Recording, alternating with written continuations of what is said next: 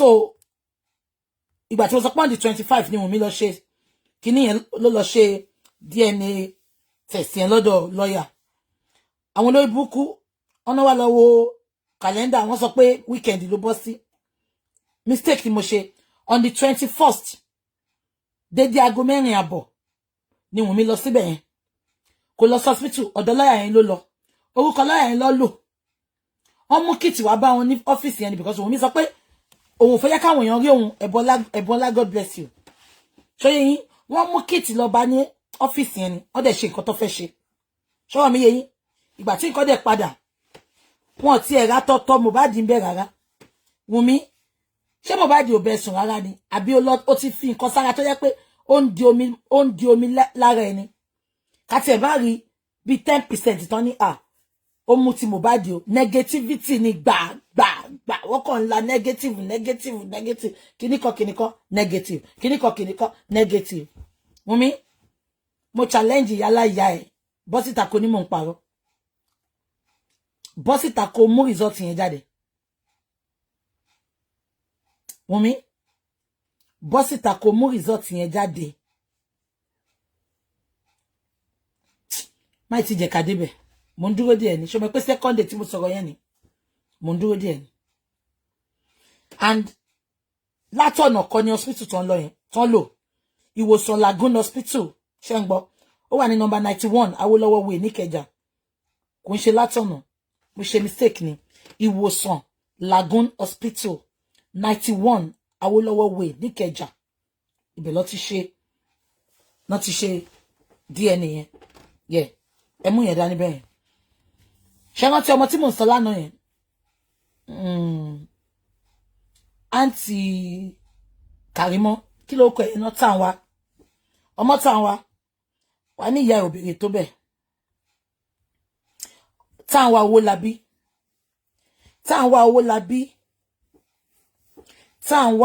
owó labí tí má ti ṣe ṣó ìtàn má kọ́kọ́ gbé fọ́tò ẹ̀ síta kí gbogbo àwọn tó mú ẹ̀ tàn wá owó labí kí gbogbo àwọn tó mú ẹ̀ àbí kò yẹ kọ́kọ́kọ́ pè ẹ́ níbi tó bá ti máa gbọ́ because ò ní láìka rẹ̀ tàn wá máa gbé fọ́tò ẹ̀ síta sí ṣé mo pọ́n ẹ lé tẹ́lẹ̀ ni tí bá ti ṣe tán ẹ watch out fún page mi máa gbé fọ́tò tàn wá síbẹ̀ fún yín ṣé ń gbọ́ tàn wá owó labí ló ń jẹ́ tàn wá owó labí ẹ̀dìyẹn mú bẹ́ẹ̀ now ṣàmẹ́pọ́n sọ pé wọ́n mú primeboy lánàá ṣé gbogbo yín rántí ẹjọ́ system wo là ń operate ní Nàìjíríà náà tó jẹ́ pé ìgbà wo Nàìjíríà di pé suspect ń rìn yan fandafanda lórí títí Èkó suspect ó wá arrest àwọn witness suspect in petition witness ẹjọ́ ibo ló ti ń ṣẹlẹ̀ lórílẹ̀-èdè ayé ẹ jí mi kẹ́ra mi padà ṣé mo gbọ́ nǹkan tí mo ń sọ ni ẹ jí mi ṣé mo ti sùn ni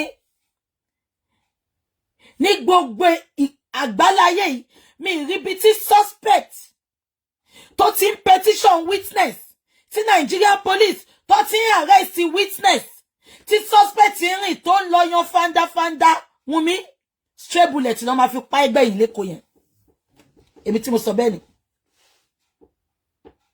sórí gbogbo àwọn àgbà mẹ́rìndínlógún tó wà lẹ́yìn ẹ̀yìn gbogbo àwọn tó ń sọ pé máa jó lọ́sẹ̀ àní gba justice Wumi mo dúró láàárọ̀ ẹ̀ mo dúró lásán mo gbójú síta ni kò bá dùn mọ́ mi nínú ká ní mo gbójú síta kí wá fún ẹ ní ọwọ́ ka bet kí mú ọwọ́ mi kí mú last finger mi síta kí wọ́n náà mú tiẹ̀ síta bó ti yẹ pé mo rójú ẹ̀ ká wá bet kémi àti ẹjọ́ wo bí yà nígbà justice yẹn Wumi mo fẹ́ ka bet ibi tó bá ti ń wò mí Wumi bet mi tá bá gba justice yẹn gbogbo yẹn on follow mi ẹ bọ́ta kẹ́ ṣe show fún mi yamayama Wumi mo sọ fún ẹlẹ́rìí àrídájú tí ṣebí DNA ti jáde sìn àwọn bàbá náà dẹ̀ máa lọ ṣe tiwọn àbí ìyẹn lásán ó ti show pa ti gba justice wàá wá fúnra rẹ̀ ṣebí corona inquest a máa padà lọ àwọn witnesses wọ́n wá sọ nǹkan tó rí bí yàtọ̀ ọlọ́pàá bá wá rí gbogbo àwọn evidences yẹn wọ́n wá sọ pé àní gba justice ni o àbí wọ́n wá sọ pé ó ní yẹgi fún ẹ death by hanging wá sọ fún mi àbẹ́ ẹ̀gbọ́n mi ni ẹ gbà mí ẹ̀yin ará àdúgbò tẹ́ ń wò mí ẹ̀yin olóríire tẹ́ ń wò mí tẹ́ ẹ̀ ní kàgbákò Nàìjíríà bó ti hùn kó kéré mọ́ ṣé Nàìjíríà sọ fún wọn sí pé ọmọ tí ò léyàn ọmọ tálíkà kò láyé ní Nàìjíríà kàn ní hope they are hopeless bàbá Tinubu ẹ súnmọ́ bí ẹ̀yin lẹ sọ pé hope bàbá Tinubu hopeless lẹ ń fún wa ṣó ẹ tí ò jẹ́ ìkọ̀kọ̀ ní Nàìjà wọ́n á pa gbé ṣàmẹ́pọ̀ wọ́n ti pa Mohbad gbé wọ́n ti pa gbé Ọlọ́run tó sọ pé Ọlọ́run ọba májẹ̀mú tó ní Mohbad ò ní kúkú ajá kò ní kúkú giver òun ló jẹ́ kán lọ yọ òkú yẹn síta am I communicating wọ́n ti pa gbé ṣẹ̀dẹ̀ tún mọ̀ nǹkan tó ṣe tí òkú yẹn tó tún ṣe yọ ìgbà táwọn èèyàn rí bí tí wọ́n lọ sí Mohbad sí àwọn ọmọ Kòròdú wá bẹ̀rẹ̀ sí kígbe pé báwo ló ṣe máa sin odidi celebrity sí bíbá yìí ẹ gbà wá o ẹ wo bí tó ń sin ṣe mọ̀ pé ìbínú yẹn ló mú many people pé so celebrity ni bọ̀bọ̀ yìí irú bíbọ̀ ló fẹ́ lọ sínsìn ṣóyẹ yín ẹ bá mi máa sọ́ọ̀sì sẹ́ ẹ̀yin ti TikTok ẹ máa double tap power tap ẹ̀yin ti Facebook ẹ máa love and like ọwọ́ kọ́wọ́ tó bá flag show me flag ẹ̀ kó lọ sọ́run ọ̀run alákejì flag ẹ̀ kí dààmú bá lé ayé ẹ̀ flag ẹ̀ kó fọwọ́ yẹn gbé òkú ọmọ ẹ̀sìn ìtọ́gọ́gọ́ justice là ń sọ mí báyìí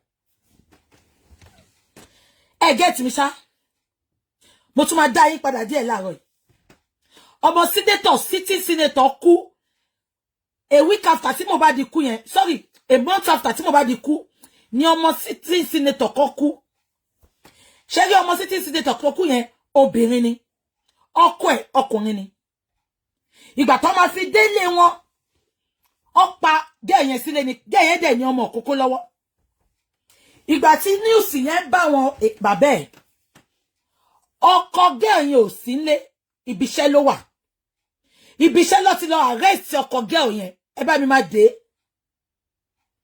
ibiṣẹ́ ló ti lọ arrest ẹ yẹ kí n sọ kíkọ fún yín ni tí Nigeria government tó bá fẹ́ ṣe ẹjọ́ wọn ṣe ẹ gbàgbé ẹ̀ mo fún wọn flowers wọn tí wọ́n bá fẹ́ ṣe ẹjọ́ wọn ṣe ìtorí ọmọ yẹn jẹ́ ọmọ senator ẹsẹ̀kẹsẹ̀ ọkọ ẹ̀ ní number 1 suspect tó kọ́kọ́ lọ arrest ibiṣẹ́ ló lọ tó sọ fúnyàwó ẹ̀ pé òun lọ ibiṣẹ́ tó fi wọ́n sílé láàárọ̀ tó lọ the fact pé bàbá yẹn ò sílé ó lọ arrest ẹ̀ níbi iṣẹ́ ni òun lọ kọ́kọ́ fi ṣe number 1 suspect báwo ló ṣe wá jẹ́ Wùmí wà pẹ̀lú Mohbad 42 hours 24 hours 72 hours up till this moment ọlọ́pọ̀ arrest Wùmí kàkà kó arrest Wùmí tó jẹ́ number 1 prime suspect reverses the case wọ́n lọ arrest àwọn witness àwọn spending àwọn prime boy Wùmí ìtorí prime boy kò sọ̀rọ̀ kékeré ń jọ yẹn ìwọ lọ competition fún prime boy Wùmí wàá ṣe ẹ̀sìn bó ti sọ fún ẹ wàá máa sunkún pé jẹ́ kí n kú ìwọ ló máa bẹ̀bẹ̀ fún kú tó bá yá Wùmí because sórí wọ́n ní ẹ tó bá ṣe tí yóò ṣe rí ojú ẹ̀ máa rí nǹkan tẹ́yìn ò rírí ni Wùmí ó ti ṣe nǹkan tẹ́yìn ò ṣe rí ó ti ṣe nǹkan tẹ́yìn ò ṣe rí Wùmí ojú ẹ̀ máa rí nǹkan tẹ́yìn ò rírí ni èmi tí mo sọ bẹ́ẹ̀ ni sitting senator yẹn ìgbà tó arrest ọkọ ọmọ ẹ̀ ó tì mọ́lé abẹ́ gbọ́ mi ṣẹ̀dẹ̀ mẹ́pà àwọn muslim ilẹ̀ ti ṣúnjọ́ yẹn so the next day wọ́n lọ sin ọmọ sitting senator yẹn wọ́n ti ọkọ ẹ̀ mọ́lé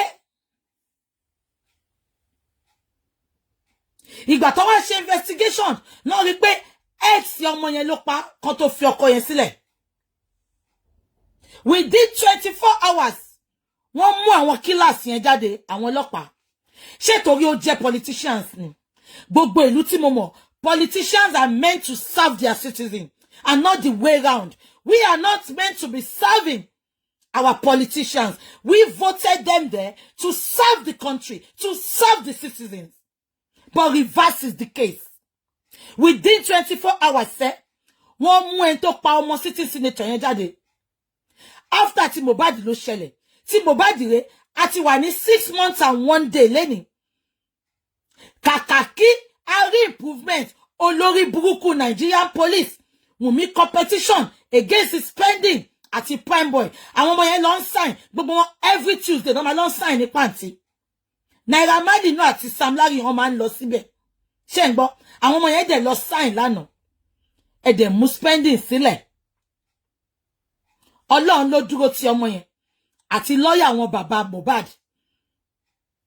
Ọpẹ́lọpẹ́ wọn àwọn ló gba ọmọ yẹn sílẹ̀. Ìtọ́rọ̀ta tí ń lùlù bàjẹ́ pé àwọ̀ àwọn tó tún máa dáwó fún. Ṣùgbọ́n lọ́run tó ń dáná ń di àrò tí ò kúrò ń bẹ̀. Lawyer bàbá, kudos to you, sir. Ẹsẹ̀kẹsẹ̀. Punch kọ́kọ́ gbé news yẹn. Bí Punch ṣe gbé la ṣe rí. Punch gbé news pé wọ́n ti arrest primeboy. Ẹsẹ̀kẹsẹ̀ Punch pé Udẹ́yìn ẹlọ́ka. Wọ́n náà pé Udẹ́yìn pé kí ló dé tó ṣe arrest Wumi. Àní tó bá sọ pé o mọ̀yàn, àwa gan mọ̀yàn adẹ̀ lọ́lọ́run. Punch pé Udẹ́yìn. Udẹ́yìn sọ pé òun ò mọ̀ nǹkan kan pa ẹ̀. Ó lè jẹ́ kí n pè. Ó bù wọ́n lọ́wọ́ lánàá yẹn. Wọ́n rò bí primeboy táwọn mú níjọ́sí làwọn tún fẹ́ tún mú. Àwa gan múra yín sẹ́ Nigeria police. A múra yín gbogbo ẹ̀yin tẹ́ wà lẹ́yìn ikú Mohbad. Gbogbo ayé ló máa rí pọ́wọ́ yín ò mọ́. Ìgbà tó ń rí pé wọn ò lè ṣàṣepamọ́ mọ́, wọ́n release ọmọ yẹn.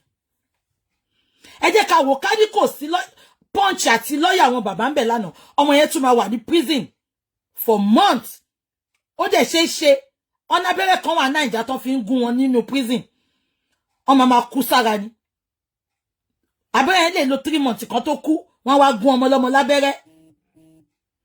Gbogbo eléyìí tí Wùmí ń ṣe yìí, Wùmí àṣírí ẹ ti tú already. Ọ̀tọ̀ ni gbogbo story ìwà àti Kàrímọ́ tó gbé wá fún mi lánàá. Tá sọ síta. Ọ̀tọ̀ ni ti DNA tí mo sọ síta. Àṣírí ẹ ti tú already. Wùmí, are you not getting something? Ṣé bẹ́ẹ̀ ló daft tó ní tó get nǹkan tí à ń sọ. Ìwọ wá ní effrontery. O ní àyà. O láyà.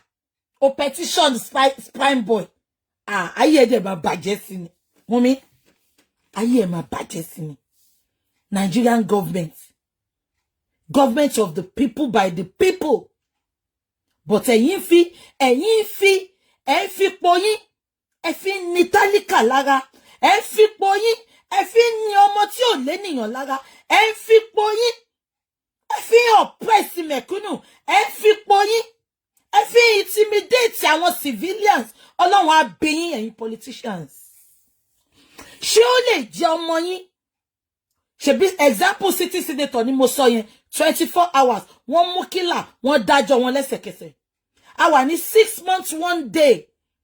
Gbogbo yín ẹ ṣe bí pé wọ́n ti gé etí yín lọ. Ẹ wo bẹ̀wò kò tí ẹ ṣe tó sọ pé ọmọ ọjọ́ sí yẹn. Manu yìí ẹgbẹ́ tó kun ìyàwó ẹ̀ lọ sí South Africa. Wọ́n lọ ṣe nǹkan kan bẹ̀ wọ́n ṣe dinner last month àbí 2 weeks ago nìkan tí mo sọ yìí. Ẹgbẹ́ tó kun ṣẹ̀bẹ̀ ẹgbẹ́ tó kun yẹn. Olórí àwọn ọlọ́pàá ìyàwó ẹ̀ òun àti ìyàwó ẹ̀ ló jẹ́ kó lọ. He couldn't go. Ìyàwó ẹ̀ ló lọ sí South Africa yẹn ó lọ represent ọkọ ẹ̀. Wọ́n wà ní dinner ibi tó ti ń jẹun. Àwọn èèyàn dìde sọ̀rọ̀. Guy kan wà ńbẹ̀ ìgbà tó máa sọ̀rọ̀. Ọ̀rọ̀ Mohbad ní guy yẹn sọ. Ẹ lọ wo countenance ọ̀rọ̀ yẹn ò sí lórí social media o. Satellite mi ló tún débẹ̀ yẹn náà. Ìgbà tí bàbá yẹn dìde tó sọ̀rọ̀, ìyàwó ẹgbẹ́ tó kun tẹ́ bá rí countenance ẹ pé ṣé pọ́rọ̀ ètú débi báyìí. Ìyàwó ẹgbẹ́ tó kun dẹ̀ fún wa ní promise kan. Bàbá yẹn dìde ó ní kó jọ kó bá wa wá justice fún Mohbad. Ó ní kó jọ people are counting on your husband. Ọba tó jẹ tìlú Òtòrò orúkọ ò ní bàjẹ́ Tinubu Jídé Sanwó-Olú ẹgbẹ́ tó kun. Ọba tó jẹ tìlú Òtòrò orúkọ ò ní bàjẹ́. Ọba tó dẹ̀ jẹ́ náà tìlú Tòrò orúkọ ò ní bàjẹ́. Sorry, ọba tó jẹ́ tìlú Tòrò orúkọ ò ní parẹ́. Ọba tó dẹ̀ jẹ́ náà tìlú Òtòrò orúkọ ò ní parẹ́.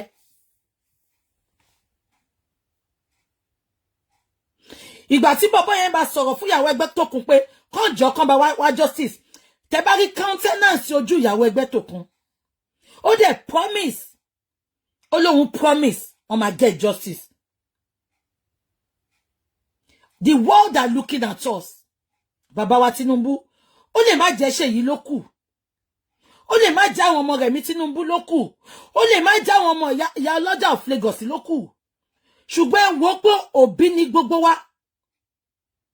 abiyamọ ni gbogbo wa kò sábiyamọ tó gbàdúrà kí ọmọ ẹ̀ kú ọmọ yìí kò wá kú naturally wọ́n pa ni adẹ ń pariwo ẹ̀dẹ̀ ignore wa àwa sọtọ ẹni ẹgbẹ́ ọ̀tọ̀mọ posti àbí kí ló pé ìtọ́ gbé lọ sí Amẹ́ríkà yẹn ẹ wá fi yẹn delay wa justice can be delayed, it can never be denied.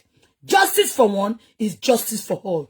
Tá a bá pariwo yín sí tansin ó ti di dandan gbogbo àwọn ọmọ lórí burúkú ẹlẹ́sẹ̀ toothpick àwọn ọmọ àṣìírí àwọn àṣànà bíi Wumi àwọn ọmọ aṣẹ́wó oríta lọ́rì wọn sí ní hòtẹ́ẹ̀lì mọ́sìn ojú títì ló ń wà tó ń wá àwọn ọmọ gidi àwọn ọmọ alálùbáríkà ọkùnrin tó máa fẹ́ tó máa pa. Tí ọlọ́pàá tí gọ́ọ̀mẹ̀ntì ò bá ti bá wa dá sí ilé ó ti di dandan wọ́n ti ṣí ilẹ̀kùn fún àwọn ọmọ àti òlálùbáríkà àwọn ọmọ ẹlẹ́sẹ̀ toothpick tó ń rìn àwọn ọmọ ọ̀rọ̀ ilé ayé àwọn àṣànà Association of Nigeria wọ́n sọ fún wọn pé tó bá ti fi ọkọ oṣù kan oṣù méjì kó pa wọ́n.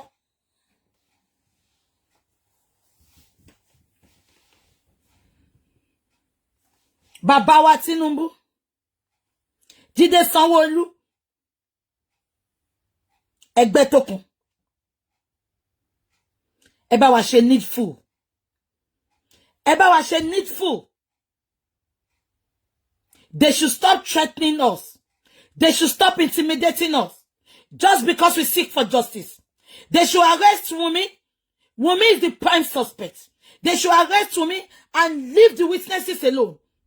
Leave those boys alone. Tí ẹ bá fẹ́ jẹ́ kí gbogbo firstborn ìdílé yín kú lẹ́yọ kọ̀ọ̀kan. Leave those boys alone.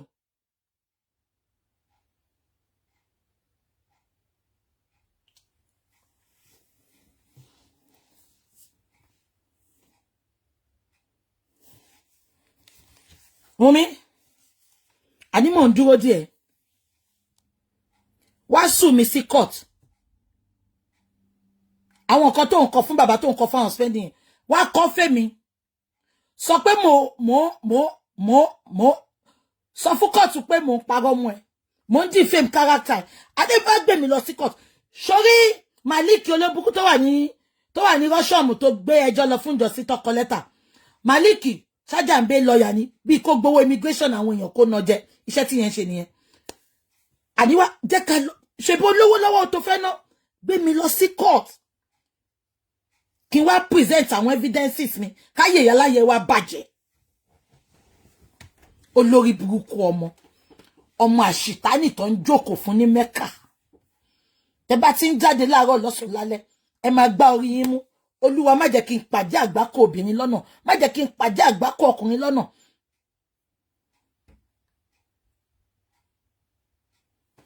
ẹ bá mi pé 130 mi 130 mi come here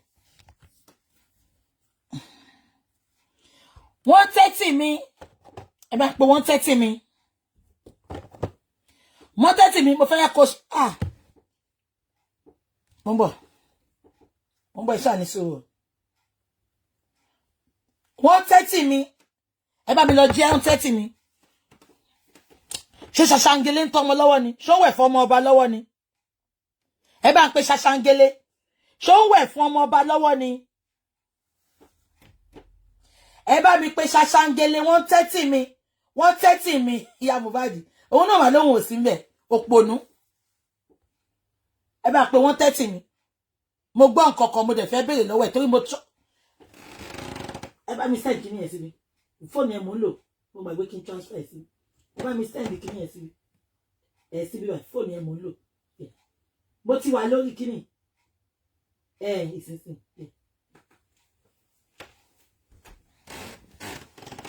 ẹ bá mi pé 130 mi òun ni ẹjọ́ apànìyàn kàn lẹ́ni 130 mi ẹ bá ń pe ṣàṣàngélé ṣó wẹ̀ fọmọ ọba lọ́wọ́ ni ṣó tún lọ ṣe second DNA ni ẹ bá ń pe ṣaṣangele.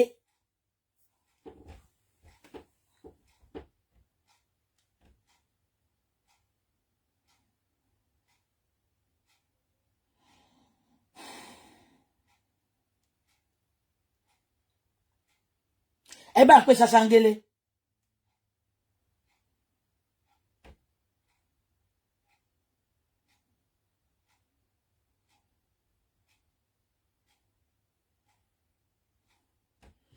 ṣé ṣaṣangele wẹ̀ fún ọmọọba lọ́wọ́ ni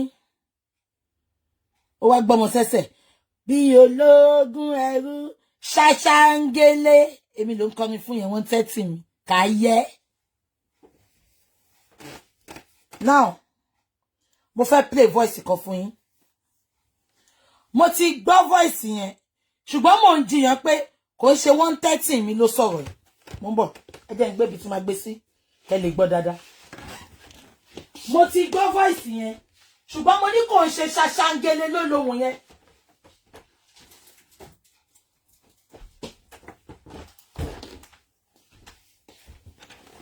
Mo ní kó má parọ́ mọ́ ṣaṣangele mo lóhùn kọ́ ló lóhùn yẹn. Mo fẹ́ play voice kan fún yín láàárọ̀. Ṣaṣangele 130 mi ló ní voice. Tí n bá ti ń play ẹ̀ màá bá analyze ẹ̀. Òun ló kọrin fún mi èmi ló ń búnjọ́ náà ló gbọ́ ọmọ ọba sẹ́sẹ̀ ló ń ṣe. Liam ò tó ráṣọ lọ́wọ́ wọn ló mọ́ mi lójú nínú kámẹ́rà yẹn ló ń ṣojú sókè báyìí. Bukky gbèsè Liam ò tó ráṣọ lọ́wọ́ wọn o Bukky gbèsè ṣaṣangele Liam ò tó ráṣọ lọ́wọ́ wọn o ṣaṣangele. Èmi ló ń kọrin òwe fún ìyá Mohbad ò ní kúre. Ṣaṣọ Liam gbà mí sórí pé mi tó ti ṣe eré ni ṣaṣọ Liam gbè mí ló wá ń kọrin fún mi ló mọ́ mi lójú nínú kámẹ́rà yẹn. Bukky gbèsè Liam ò tó ráṣọ lọ́wọ́ wọn o ṣaṣangele. Mo ní ìyá Mohbad èmi ló ń bú èmi ló ń ṣe ṣaṣangele fún. Ẹ bá mi gbọ́ ohùn yìí èèyàn alálùbáríkà tẹ̀ ń wò mí láàárọ̀ yìí mo fẹ́ kẹ́ bá mi gbọ́ ohùn yìí ṣóhùn ṣaṣangele ni káwa máa analyze ẹ̀. ń bọ̀.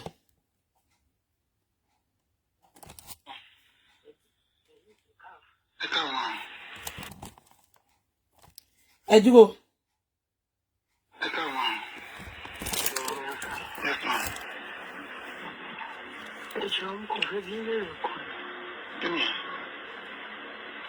Ẹjọ́ àwọn Africa television báwo ló ṣe jẹ́? Àwọn Africa television yìí wọ́n. Shalom, God bless you. Thank you so much. Mo ń bọ̀.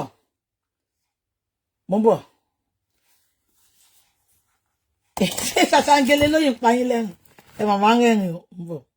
Wọ́n jẹ́ èèyàn kan tó yẹ pé wọ́n ti ń wo gbogbo nǹkan tó ṣẹlẹ̀.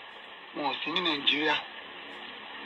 So bó ṣe wá ń wò ó wọ́n wá ń kọ́ mi so èmi ti wá rí wọn nílùú pé àwọn yìí tún lè ṣe ìrànlọ́wọ́.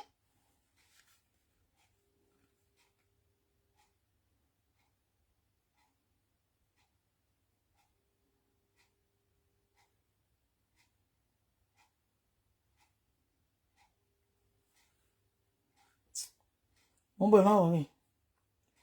ẹ má wọrí ṣe gbọ́. Mo ń bọ̀ ẹ ṣáà ní sùúrù fún mi ẹjọ́. Mo ń bọ̀ ṣe gbọ́.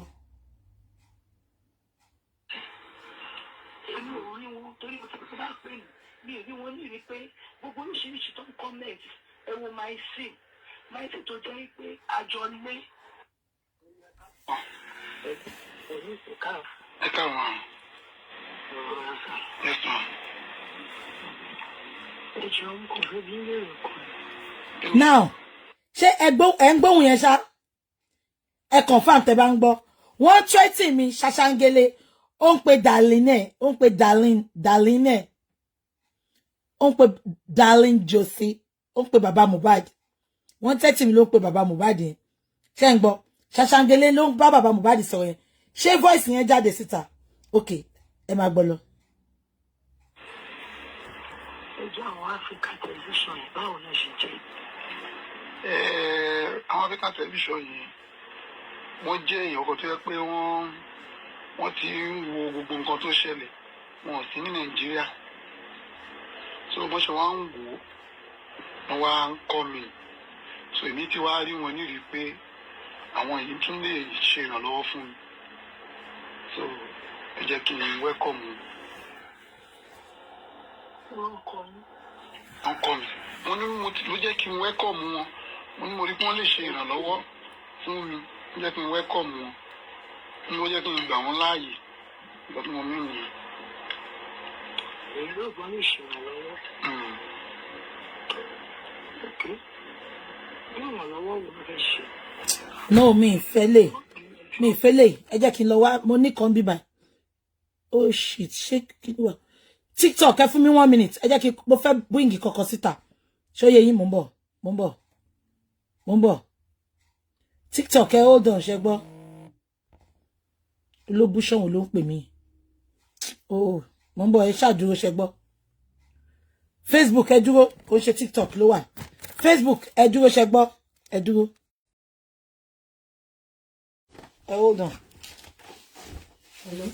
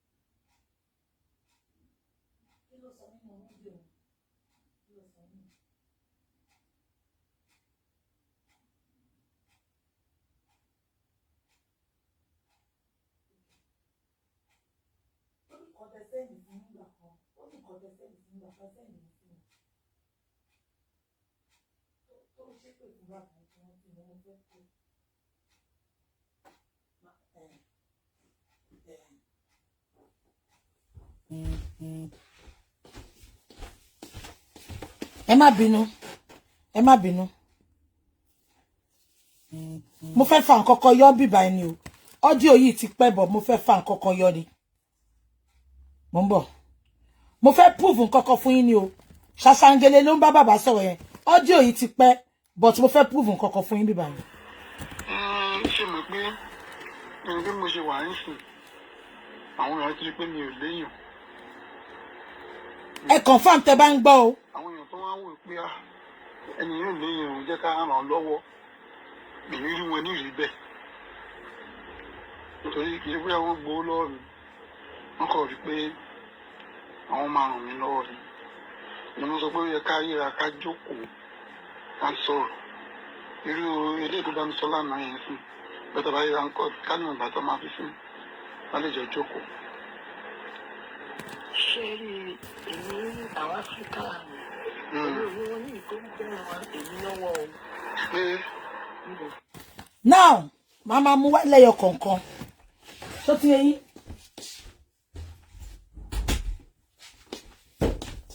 Ṣé rántí pé Wùmí kọ sí inú lẹ́tà fún bàbá àbí Mohbad ni? Ṣé rántí tó sọ pé bàbá lọ gbìmọ̀ pọ̀ tó ń parọ́ mọ́ bàbá yẹn. Ẹ wo nǹkan tí bàbá sọ níbà yìí. Bàbá ní ó ní ta ní African TV. Ó ní African TV làwọn tó fẹ́ràn òun lọ́wọ́ gbà tó mọ̀ pé òun ò léèyàn. Bàbá nítorí ẹ̀ mo ṣe ní ká pàdé ní court, kémi àti ẹ̀ pàdé ní court, ká sọ̀rọ̀ ká tó ṣe ẹjọ́ yẹn. Bàbá tí Wùmí sọ pé ó fẹ́ pa ọmọ òun ni. Bàbá tí Wùmí sọ pé wọ́n lọ bá wọ́n ń pe àdúrà, wọ́n ń pe ìyá Mohbad pé kán parọ́ mọ́ òun. Ẹ jẹ́ ká máa gbọ́ lọ. Ẹ wo ohun tí bàbá yìí fi ń bá ìyá Mohbad sọ̀rọ̀ mi báyìí. Ibo ni ìyá Mohbad sọ integrity ẹ̀ sí nítorí owó. Ẹ wo ohun tí bàbá yìí fi ń bá sọ̀rọ̀. Ṣé rí nǹkan kan bí ìjà láàrin wọn bí báyìí. Wùmí dẹ̀ tú ìdílé yẹn ká. Wùmí dẹ̀ báyé wọn jẹ́, ó pa wọ́n lọ́mọ. Ìyá Mohbad dẹ̀ jókòó síbẹ̀. Ó support ẹni tó pa í lọ́mọ, ó tún tẹ̀lé lọ. Ó tún lọ ṣe DNA, wọ́n tún gba tọ́ lẹ́nu ẹ̀. Wọ́n fi technophone, wọ́n fi gba itọ́ lẹ́nu ẹ̀. Ṣàṣàngélé, wọ́n fi technophone, wọ́n fi gba itọ́ lẹ́nu ẹ̀. Ó béèrè pé kí ni ìtumọ̀, ó ti ẹ̀ béèrè ní ẹ má jẹ́ n parọ́. Ó béèrè, Wùmí parọ́ fún ni. Ìgbà tó béèrè, Wùmí sọ fún pé oṣù mẹ́fà lọ ní kán máa gba itọ́ kán máa bá wọn fọ ẹnu wọn. ó wá bí Wùnmí pé kí ló tọ̀ lọ hospital ó nítorí gbogbo èèyàn ti mà wọ́n bẹ̀ pé sọ ọ̀tá wọn ṣe wá jókòó síbí nìyẹn kán wá ṣe ń bíbà ṣé kan tí mo sọ yẹn ẹ jẹ́ ká máa pílẹ̀ lọ ẹ wo bàbá yìí ó bẹ̀rẹ̀ ìjà pẹ̀lú woman yìí o bọ̀ ìtòrò ó ti jẹ́ dòdò kò lè sọ dòdò Wùnmí ti manipulate brain ẹ̀ ẹ jẹ́ ká máa gbọ́ lọ.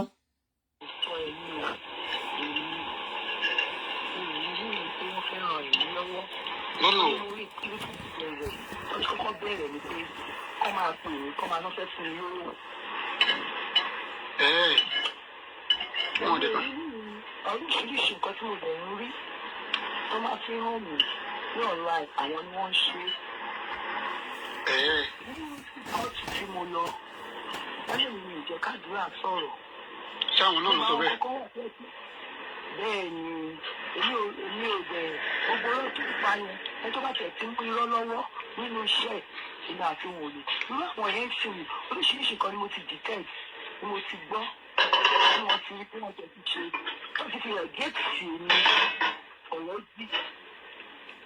Bí mo ṣe béèrè pé irú ìrànlọ́wọ́ wo ló fẹ́ ṣe tó bá fẹ́ ṣe ìrànlọ́wọ́ báyìí kan náà ṣe máa ṣe ìrànlọ́wọ́ lójú ti tèmi ní o torí mo ṣe wà yìí wọ́n ti gbé mi sí èmi ò ní ẹ tó ń fẹ́ rojọ́ tèmi fẹ́ Ọlọ́run nìkan ló lè gbèjà tó fẹ́ gbèjà ìgbèjà tí nìyẹn mo fẹ́ rojọ́ fún ṣùgbọ́n mi ò rí wọn nírìí pé wọ́n fẹ́ ran èmi lọ́wọ́ torí ẹ̀ ló ṣe bá wọn sọ̀rọ̀ torí ẹ̀ tó bá ti sọ pé wọ́n fẹ́ fún èmi lówó nípa ọkọ̀ promise èmi ò lè gbà láyà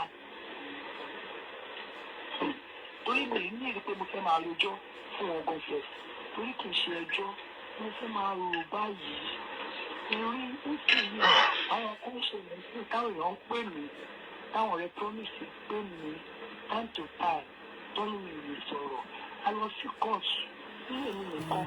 ṣẹgbọ́n kan tí Mohbad sọ ń bẹ̀ yẹn ṣẹgbọ́n kan tí Mohbad sọ ṣẹgbọ́n kan tó sọ ó ní àwọn ọ̀rẹ́ promise ń pè mí wọ́n ní mo gbọ́dọ̀ sọ̀rọ̀ àwọn wo lọ̀rẹ́ Mohbad tó ń pè ya Mohbad tó ní kó má sọ̀rọ̀ ẹjọ́ ọ̀rọ̀ wo ló wà lẹ́nu ya Mohbad ganan ọ̀rọ̀ wo ló wà lẹ́nu wọ́n threaten mi because Bùnmi Bákàrè thank you ma because wọ́n threaten mi ó sì ńbẹ̀ ó wà ńbẹ̀ ìgbà tí Mohbad kú ná ṣùgbọ́n wọ́n ti kọ́ ẹ ní nǹkan tó máa sọ àwọn wo lọ̀rẹ́ Mohbad tó sọ pé kí wọ́n threaten mi má sọ̀rọ̀ because ọ̀rọ̀ wọ́n threaten mi ò yé mi ẹ jẹ́ ká máa gbọ́ lọ.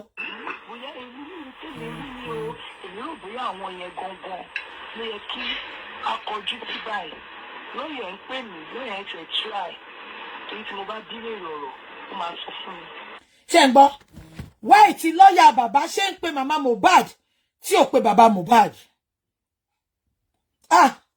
àdìtú pọ̀ ní ọ̀rọ̀ igan kọ́lọ́n bá wa tàn mọ́lẹ̀ sí ni gbogbo àwọn tó máa come out láti wá ṣe witness sí ọ̀rọ̀ yìí kọ́lọ́n má jẹ́ kọ́lọ́n má fi kú jù wọ́n lọ kẹ́mi wọ́n gùn kó bá mi fún ọ lẹ́mí gígùn àtàláfíà kó bá mi protect wọn díjọ́ tí ọ̀rọ̀ gangan máa jáde ẹ jẹ́ ká máa gbọ́ lọ.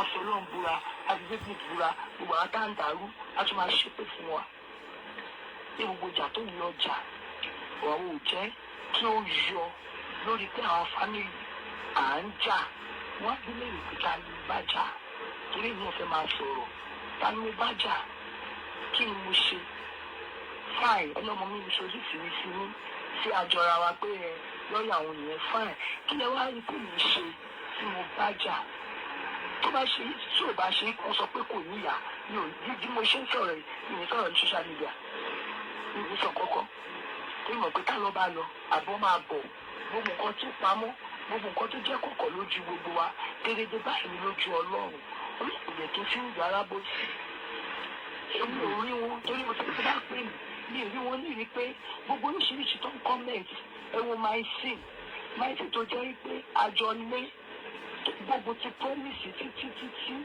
gbogbo ọ̀rọ̀ tá a bá ti sọ àtúnlọ padà a lọ sọ fún náírà tó jẹ́ pé òun náà wà ní tó fẹ́ ṣọmọ wa léṣe ṣùgbọ́n tí promise ò ṣe ẹ wo bó ṣe ń comment lórí ọ̀rọ̀ promise lójú ayé wa káwọn ò tún kú bó nǹkan tó sọ lórí ọ̀rọ̀ promise mo máa ké báyìí pé ọmọ mi oríṣiríṣi nǹkan tó tún ní confidence. ẹni sọ̀rọ̀ my sin ṣe mo gbégbà tí ó wá sọ́dọ̀ ìbùkún gbà yẹn ni promise pé kó máa lọ. bẹ́ẹ̀ tí wọ́n sọ ń pọ̀ ẹni sọ̀rọ̀ èmi ò sí ń bẹ̀. wọ́n sọ fún mi pé wọ́n ní òun ló ń líkì secret. bẹ́ẹ̀ tìgbà tí cynthia máa sọ̀rọ̀ ń sin wọ́n sọ pé wọ́n ní ó bá òun sùn ni wọ́n fi le. ìgbà wọn sì ta sọ bẹ́ẹ̀ ṣé ní ojú wà lọ́rùn ó dẹ̀ wà láyé ìyàwó dákẹ́. ok ó ní wọ́n le torí pé wọ́n sọ pé ó ń bọ̀ òun sùn àbí bẹ́ẹ̀ kọ́ ló sọ yìí èmi ò mọ̀ gbà yẹn náà ẹni tí mo sọ pé ó ń bá sùn ọ̀tọ̀ ni. hello. ojú kò sọ kankan fún mi ṣé orí gbogbo nǹkan tí ẹ̀dá bá ti ṣe láyé ọlọ́run ní gbogbo wa tó máa dá gbogbo wa lẹ́jọ́ àdá pé mo ṣe dáadáa àdá pé mo ṣe dáadáa ọlọ́run wà tó máa ṣe ìdájọ́ fún wa àdá pé ìyàwó promise ṣe dáadáa àdá pé kò ṣe dáadáa ọlọ́run wà tó máa ṣe ìdájọ́ fún bẹ́ẹ̀ tí mo mọ̀ ṣùgbọ́n àtúndì ọ̀rọ̀ ti bàjẹ́ gan gbogbo àwọn tó yẹ ká jà àjà àwọn tó jẹ́ pé owó tó máa fún wa kò lè là wá owó tá a máa gbà lọ́wọ́ wọn kò tó.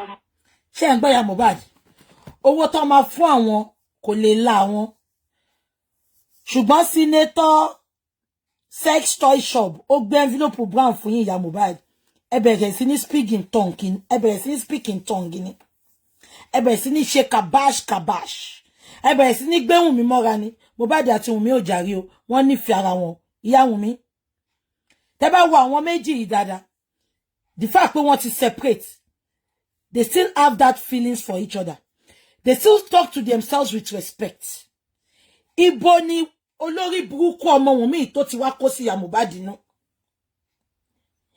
ìgbà wo ló di pé ìyá Mohbad wá di ẹni tó ń pe bàbá ẹ gbọ́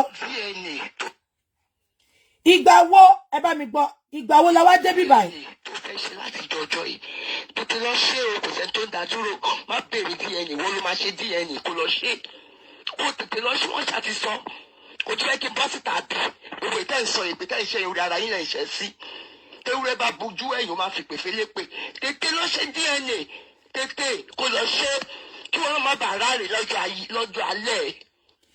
ìyá Mohbad nìyẹn o ṣé gbogbo yín gbọ́ part one sí ṣaṣángélé ẹ wo bó ṣe ń bá bàbá dádì jòsí sọ̀rọ̀ dádì ṣílẹ̀kùn o bàbá náà ní mọ́mì èèyàn kan sọ pé kí ló tó ń pera wọn ní dádì and mọ́mì G.O. and dádì G.O. ni wọ́n ṣe máa ń pera wọn nìyẹn bí bàbá Adébóyè náà ṣe máa ń pè Adébóyè nìyẹn mọ́mì dádì ìgbà wo ni ìyá Mohbad wá di tout ìgbà wo ni ìyá Mohbad di àwọn ìyá MC Olúọmọ ẹ wo ohun yẹn bó ṣe lọ sókè ó ti ń gbowó wọ́n ti ra àǹkárá fún Wùmí ti introduce ẹ̀ sáwọn àwọn small boys tán fọwọ́ pa wọn náà lára àwọn àyà ti introduce wọn sí àwọn ọ̀rẹ́ Mohbad wọ́n ti fọwọ́ gbá wọn náà wọ́n ti fọwọ́ ra wọn lára Wùmí ti là wọ́n lójú ẹ máa gbọ́ lọ. jòsí lọ ṣe DNA mo ti ń gbọ́ tí post ẹ̀ pé Mohbad ń bèrè DNA lọ́wọ́ ya ló ń bèrè jòsí ń bèrè DNA lọ́wọ́ ya Mohbad tètè kò tètè lọ ṣe kò sẹ́ni tó dẹ dúró pé kò má ṣe láti ilẹ̀ láti bẹ̀rẹ̀ tó fẹ́ ṣe DNA ò rí ṣe pẹ̀lú gbogbo owó tó ń gbọ́ ò tí rí DNA ṣe lọ ṣe o tètè kọjá ayé ẹ má bàa bàjẹ́ kò tètè lọ ṣe DNA tó fẹ́ ṣe o kò sẹ́ni tó dẹ dúró. wọ́n tún kò lábùjá kò tún gba bòmí lọ àwọn òun rẹ̀ o wà lágbè tẹ́ ń ṣe ìyàwó òun àríwò kò kọ̀ wá ṣáà lọ ṣe DNA ṣé gbogbo ìpè tán wá ṣẹ̀yẹn ìwọ ló máa forí ko kò ń ṣe mi o àfi tí mo bá ti wùwọ̀ èpè máa mú mi ṣùgbọ́n tí mo bá ti wùwọ̀ èpè ò lè mú mi o ìwọ ló ní o. DNA o ṣé gbogbo ìpè tó ń kéyàn yọ ni ṣé gbogbo ìpè tó ń ṣe fáwa yẹn àwọn afi ń sanra ni èpè yẹn á máa dàlí ẹ lórí ṣé wọn pé wọn ní kó má sin ọmọ yẹn gbà tó lọ sí gbà yẹn ṣé wọn pé lọ sí olóṣìkú ó lọ sí mo ní wàá dídìde ṣèbí wo wàhálà tó dá sílẹ̀ sọ́run ààrẹ òbọ̀nà ara wa ló dá wàhálà sí ó dá wàhálà rẹ̀ sọ́run wa o ọrùn ara ẹ òun ló máa fi gbé o fẹ́ fìyà jẹ mí o fẹ́ fìyà jẹ ìyàwó ọmọ ẹ o fẹ́ fìyà jẹ ọmọ ẹ o tún fẹ́ fìyà jẹ ọmọ àdúrà tó bí o wá sọ̀rọ̀ wa láì dá ẹbí kan tó ní. Mo rò bí ìyá ẹ sọ pé bàbá kọ́ ló ní àdúrà ni. Ẹ tún wo bí tó ti sọ bí. Ó ní ó fẹ́ fìyà jẹ àdúrà ọmọ ẹ. Ẹ jẹ́ ká máa gbọ́ lọ. Wọ́n ń ṣòṣì dẹran ṣẹ́wó. Èmi ò ní gbọ́ ibi tó bá wù ẹ́ kó gbà lọ kó lọ máa sọ̀rọ̀. Àwọn òòrùn ẹ mọ́. Àwọn òòrùn ẹ ṣẹ́. Àwọn á ti ní sùúrù fún ẹ. Ṣáà lọ ṣe DNA 3 days mo tún fún ẹ. Mi ò wọn kì í bínú Ọlọ́run o àbátẹnijẹ mẹ́nu kúrò lọ́rọ̀ mi ayé ẹ̀ máa bàjẹ́ pé bó ṣe ń bà mí jẹ́ yẹn. Ṣé gbogbo yín gbọ́ bẹ̀ yẹn? Ìyá Mohbad máa mú rí kọ́ngọ́ kẹ. The music is in the family. Music is in the family. Abẹ́ ẹ̀gbọ́n ìyá Mohbad ni. Ó bú bàbá títí ó rí pé bàbá ò dáhùn. Ó tún forin bú wọn. Ẹ rántí pọ̀ kọ́ ṣaṣangele náà. Ẹ tún bíbà gbọ́. Ẹ tún gbọ́. Ẹ tún gbọ́. Mo ń bọ̀. Ẹ máa gbọ́. Mi ò wọn kì í bínú Ọlọ́run o àbátẹnijẹ mẹ́nu kúrò lọ́rọ̀ mi ayé ẹ̀ máa bàjẹ́ pé bó ṣe ń bà mí jẹ́ yẹn. Bàbá ló ń bá wí yẹn o. Tí abanijẹ́ bá ti dẹ́kun àti banijẹ́ ìjọ yẹn la máa bàjẹ́ kanlẹ̀ ṣé gbogbo bàjẹ́ tó ń bá mi jẹ ayé ẹ̀ ló ń bàjẹ́ tó bá mọ̀ ọjọ́ ọ̀la ẹ̀ ló ń bàjẹ́ ẹ̀yìn ẹ̀ ló ń bàjẹ́ gbogbo ṣe ń bà mí jẹ́ kiri ẹ̀ kó fúnra rẹ̀ ló pa ọmọ ẹ̀ ó sọ pé tó bá ti pa tán o máa rógo ẹ̀ lò àbí torí ẹ̀ ló ṣe pa ìwọ gangan ló pa wọ́n sọ pé tó bá ti pa tán ìwọ bàbá ọmọ tí ẹ jẹ́ kù ó ṣe báyìí ṣé abiyamọ nìwọ yìí ọmọ tí ẹ kú ṣé mi nìkan mo kọ́kọ́ máa kúrò ní ọkọ ni ṣebí wọ́n ló lé mi lọ wo wàá rí ìran wò mo fẹ́ kó ṣe fíìmù ẹ̀ tán ni kó ṣe fíìmù ẹ̀ tán. Àbẹ́ ẹ̀gbọ́n ìyá Mohbad ó ní bàbá ló pa ọmọ yẹn ó ní ó sọ pé tó bá pa wàá rógo ẹ lò ẹ wo gbogbo nǹkan tí Wùnmí kọ́ ya ẹ̀ kó máa sọ ó pe bàbá olórí burúkú yín wá ń sọ pé wọ́n da ẹbí wọn rú ṣé àwa ni ìyá Mohbad tó ń sọ̀rọ̀ ẹ̀ àbọ̀ nǹkan ló sọ̀rọ̀ ohun tútù lẹ́ǹkan tó ń pe bàbá ní dádì tí bàbá náà ní mọ́mì ẹ wo bó ṣe ń fi ohun tútù bára wọn sọ̀rọ̀ all of a sudden ìyá Mohbad di ìyá àwọn MC Olúọmọ ó di ìyá tout ó mú lóhùn òkè ó ṣiṣẹ́ owó tó fún ni ẹ jẹ́ kí n tún play fún yín. Torí pé ìjọ tí abanijẹ́ bá ti dẹ́kun àti banijẹ́ ìjọ yẹn la máa bàjẹ́ kanlẹ̀ ṣé gbogbo bàjẹ́ tó ń bá mi jẹ ayé ẹ̀ ló ń bàjẹ́ tó bá mọ̀ ọjọ́ ọ̀la ẹ̀ ló ń bàjẹ́ ẹ̀yìn ẹ̀ ló ń bàjẹ́ gbogbo ṣe ń bà mí jẹ́ kiri ẹ̀ rẹ̀ ló pa ọmọ ẹ̀ ó sọ pé tó bá ti pa tán o máa rógo ẹ̀ lò àbí torí ẹ̀ ló ṣe pa ìwọ gangan ló pa wọ́n sọ pé tó bá ti pa tán ìwọ bàbá ọmọ tí ẹ jẹ́ kù ó ṣe báyìí ṣé abiyamọ nìwọ yìí ọmọ tí ẹ kú ṣé mi nìkan mo kọ́kọ́ máa kúrò ní ọkọ ni ṣebí wọ́n ló lé mi lọ wo wàá rí ìran wò mo fẹ́ kó ṣe fíìmù ẹ̀ tán ni kó ṣe fíìmù ẹ̀ tán.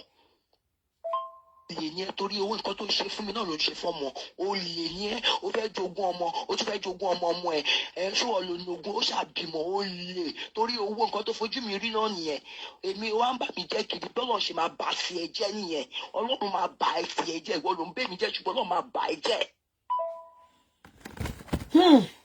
Ṣé gbogbo yín gbọ́ nǹkan tó sọ ṣe máa pé nǹkan tí Wùnmí náà ń sọ kiri nìyẹn nǹkan tó lọ sọ sínú pépà nìyẹn nǹkan tí Wùnmí update nìyẹn ṣe rántí ó ní bàbá fẹ́ jogún Mohbad wọ́n fẹ́ jogún Liam Wùnmí ṣé ogún ìyálà ìyá ẹ̀ ni olórí burúkú Wùnmí ṣe máa pé nǹkan tó fún sínú ìbọn fún jáde ẹ wò ya Mohbad tí ọmọ ẹ̀ kú ta ni ò bá máa sunkún kọ́ máa sọ pé ẹ dìde màmá ẹ sọ̀rọ̀ ni kọ́ sọ pé kò lè sọ̀rọ̀ fún odindi oṣù kan ẹ wo 130 mi ẹ wo ṣaṣangele ara ń ta wọn gan pé kí bàbá lọ sin ọmọ bàbá yìí dẹ̀ sọ pé òun ò sin ọmọ ó náà tí DNA bá wà carried out ẹ wo bí ya Mohbad ṣe ń pe bàbá ẹ̀ tó ń ṣépè fún kí ló ń dùn ya Mohbad pé kán lọ sin ọmọ ìyá Mohbad wọn ò bá sin ọmọ irun Mohbad anything lára Mohbad wọ́n lè fi ṣe DNA ṣebí DNA kọ́ ni wà tí Wùnmí ti lọ ṣe yẹn bó ṣe máa lo bàbá náà nìyẹn àmọ́ rova Mohbad wà láyé ìyá Wùnmí what is your problem oní bàbá owó tó ń gbà ní ó jẹ́ kó sin ọmọ ṣebí senator sex toy shop tó lulẹ̀ eventually ìgbà tó help Wùnmí gbogbo àwọn tó bá ti Wùnmí lẹ́yìn gbogbo àwọn tó bá ti ṣàánú Wùnmí lórí ọ̀rọ̀ Mohbad ọmọ máa lulẹ̀ ni tó bá ti ń lù tẹ́lẹ̀ tó ń dún fún wọn ó máa bẹ́ fún wọn ni kò ní dún fún wọn mọ́ lágbára Ọlọ́run àbí kan tí mo sọ yé yín ìyá Mohbad kí ló ń dùn ẹ́ kí ló ń bí ẹnu pé bàbá yìí ò sin ọmọ kí ló ń dùn ẹ́ pé kò sin ọmọ ẹ̀yin olórí burúkú tí ò bá ń ṣe pẹ́yìn àti Dàróṣà onípìkín coffin Dàróṣà onípìkín coffin tí ò bá ṣe pé ti jọ plan ẹni Dàróṣà pé àwọn àfáà wọ́n fárun Mohbad torí ẹ̀ lọ ṣe dé fìlà fún àfáà fárun Mohbad pé àfáà yẹn dè ní pé kí ló tó ṣe fárun Mohbad àfáà ti fárun Mohbad ó ti wọṣọ fún wọ́n ti wẹ̀ fún Dàróṣà lọ sọ́dọ̀ onípósí wọ́n ní kò sí pósí àgbàlagbà Mohbad Dàróṣà lọ ra pósí ọmọ ọdún 5 pikin coffin ó mú pikin coffin ọmọ ọdún 5 ó fi sí ọmọ 26 years old ẹ wá fún orí ẹ̀ mọ́ bẹ́ẹ̀ Dàróṣà bó ṣe máa ká ẹbí ẹja kíká nìyẹn bó ṣe máa ká ẹbí kàtàǹgà nìyẹn lọ́jọ́ tó bá kú ṣọ́ọ̀tì ẹ̀ bá rí ẹ ká ni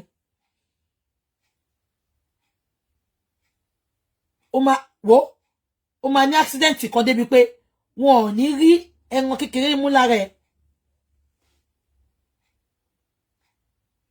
abẹ́ gbọ́yà ẹ̀ bàbá ló pa ọmọ ìyá Mohbad tó fojú ẹ̀ mọ nǹkan tó pa ọmọ yẹn tó mọ nǹkan tó pa ọmọ yẹn èló ni Wùmí ò bá fún ìyá Mohbad òòrùn ọjọ́ ọ̀la ẹ̀ ni ọmọ ẹ̀ lélẹ́yìí ìyá Mohbad ṣé ò mọ̀ pé Wùmí máa marry Wùmí máa fi ẹ́ sílẹ̀ Wùmí ò lè like ẹ̀ Wùmí is a user wo gbogbo nǹkan tí Kàrímọ́ ẹ̀gbọ́n ẹ̀ ṣe fún wo nǹkan tó padà ṣe fún ó fi ọ̀bẹ ẹ̀yìn jẹ Kàrímọ́ lẹ́yìn ìgbẹ̀yìn ni Wùmí can never like you ìyá Mohbad Wùmí does not like anybody she's self-centered she's selfish she only loves herself and herself alone even ọmọ tó gbé dání yẹn kò like ẹ̀ ìtorí tó bá like ọmọ yẹn ni á ti sọ nǹkan tó pa bàbá ọmọ yẹn abẹ́ gbọ́ mi ìyá Mohbad Wùmí ń lù ẹni tó bá lù ẹ́ tán á pa ẹ́ bó ṣe pa ọmọ ẹ̀ pikin coffin ni pikin coffin 42,000 45,000 ló pé Dàróṣà tún dé ní onípósí the fact pé 2 million lọ fún ẹ ó tún dé ní onípósí ó tún ná pósí mi ìríbi téèyàn ti ná pósí rí orí Dàróṣà ló ti ṣẹlẹ̀ Guinness Book of Record orí Dàróṣà ló ti ṣẹlẹ̀ wọ́n fún ẹ lódidi 2 million ó dé ní onípósí ó lọ ra pikin coffin ọmọ ọdún 5 ẹ fi sí ọmọ 27 years old ìyá Mohbad ó dẹ̀ dúró síbi ó sọ pé ìwọ ló pa ọmọ ìyá Mohbad you are a shameless woman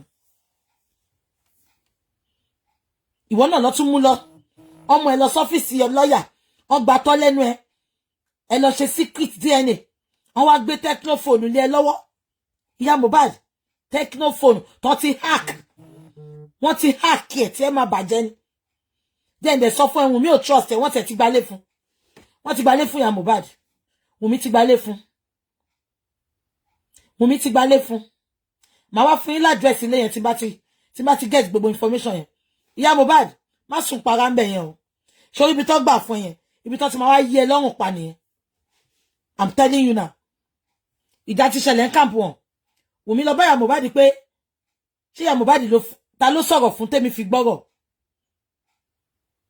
ìyá Mohbad ní ṣé mo mọ nǹkan ibo la ó sọ fún mi nǹkan ta lọ ṣe mẹ́yẹn ó kàn sọ pé wọ́n fẹ́ gba tọ́ ẹnu wa pé àwọn tó máa ń fọ eyín wọ́n fẹ́ fọ eyín wa sọ kọ́kọ́ máa gba tọ́ ẹnu ẹ̀yìn àtọmọ yín ìyá Mohbad ní ṣe bí nǹkan tó sọ fún mi nìyẹn àtijọ́ tí mo ti sọ̀rọ̀ báyìí sìn ọkàn ò balẹ̀ ó ń bá ìyá Mohbad jà gan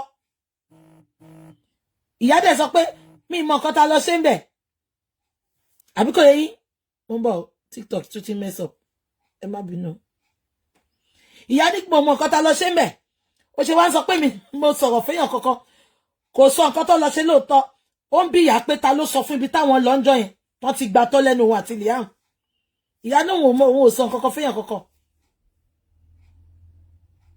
àbí kan tí mo sọ yẹ yín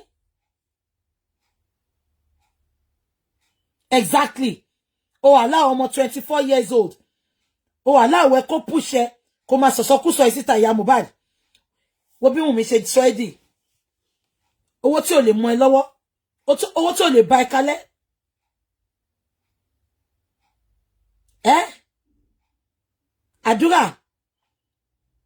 Àdúrà ó mọ nǹkan tó pa ẹ̀gbọ́n ẹ̀. Àdúrà, come out and say your truth. Àdúrà, you know what killed Mohbad.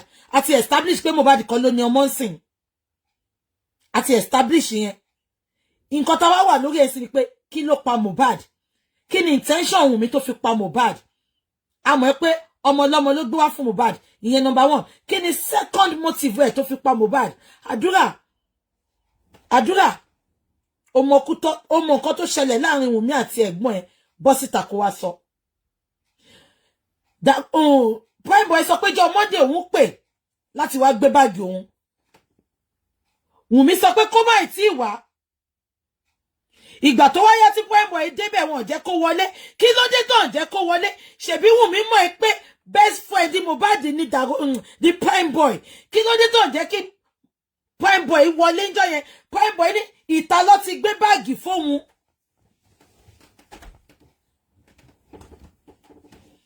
Àbí kò tí mo sọ yín? Ó ní ìta ló ti gbé báàgì fóun.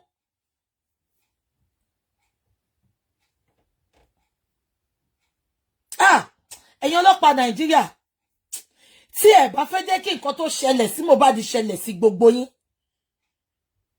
ẹ ṣe needful. Ẹ ṣe needful. Because a lot of things tó surround ọmọ yìí, ó ti jẹ́ ká rí ojú olè, ó ti jẹ́ ká mójú àpànìyàn, ṣùgbọ́n ẹ ṣe bẹ́ẹ̀ tí ò gbọ́, ẹ fi rírí ṣe bẹ́ẹ̀ tí ò rí, ẹ fi gbígbọ́ ṣaláì gbọ́, ìtorí ẹ fẹ́ favour àwọn kan, ẹ fẹ́ favour ẹ̀ tẹ́ ẹ̀ mọ̀ bíá, ó máa ṣọ́kú, ó máa kú lọ́la. Kí ló mú Sam Larry sọ pé wọ́n ti gbé sí no case to answer? Ẹ̀yin ọlọ́pàá yẹn dẹ̀ gbọ́ yẹn. Ẹ̀dẹ̀ mú Sam Larry tẹ́kẹ̀ dàbí ìgbà tí Sam Larry tẹ́kẹ̀ dàbí ìgbà tí Rottweiler tẹ́kẹ̀ ṣàn sílẹ̀. Ó ṣèké bí ìgbà tẹ́kẹ̀ Rottweiler, ajá Rottweiler tẹ́kẹ̀ ṣàn sílẹ̀. Ó ṣe wọ́n ti gbé sí okó ìbára èròjọ́, wọ́n ti gbé sí no case to answer. Ó mẹ́kẹ́ dígidígi, ẹ̀kẹ́ ẹ lọ wojú ẹ̀ dáadáa. Ẹ̀kẹ́ ẹ̀ dàbí ìgbà tí Rottweiler, ẹmọ ṣíkì Rottweiler tó bá ṣàn sílẹ̀, ẹmọ tí Rottweiler bá sanra tí ṣíkì ẹwà tó wá ṣàn sílẹ̀.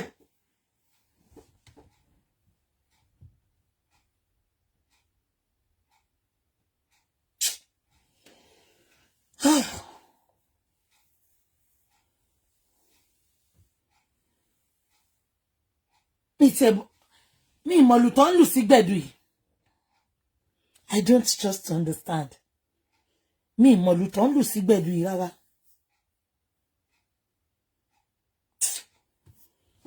Jesus Christ. Ẹ wò ya Mohbad. Ẹ̀gbọ́n nǹkan tó sọ ni. Ó ní wọ́n kúkú ló lé mi kúrò nulé. Ìyá Mohbad, bàbá Mohbad kọ́ ló lé ẹ kúrò nulé. Ṣìnà ìdókùdó ẹ ló lé ẹ kúrò nulé. Ìdókùdó ẹ ó dẹ̀ ń dún ẹ dọ́la. Bàbá ò sọ pé kó má padà. Ṣebí nǹkan tí Mohbad náà fẹ́ ṣe nìyẹn. Tẹ́ fi mọ́wọ́ ẹ̀ kúrò láwo. A lot of things tó sọ̀rọ̀ àdúgbò kan tó ṣe pa Mohbad. Ẹ jẹ́ kí n sọ fún yín. Ìyẹn Wumi. Ṣàwọn pé Wumi ló take charge ìgbésí ayé Mohbad. Gbogbo owó ẹ̀, gbogbo property ẹ̀. Òun àti ìyá ẹ̀ ló ń take control of that. Ṣé ń gbọ́ mi? Ìgbà tí Wumi ti rí pé Mohbad ti rí concern pẹ̀lú ìyá ẹ̀. Wumi ò like ẹ̀ rárá. Ṣé ń gbọ́ mi? Wumi wò pé tí ìyá Mohbad tó bá padà wá sínú ilé ayé ọmọ ẹ̀, gbogbo nǹkan tí Mohbad ń ṣe fóun, gbogbo nǹkan tí Mohbad fi tọ́ òun, a máa fi tọ́ ìyá ẹ̀. Gbogbo pé wọ́n ń gbé nǹkan. Kí ló pa yín lẹ́? Ẹ lọ wojú Sam Larry. Ó dàbí ajá Rottweiler. Ṣé mọ Rottweiler? Ẹ lọ wo Rottweiler tó sanra sójú. Tẹ́kẹ̀ wá ṣàn wálẹ̀.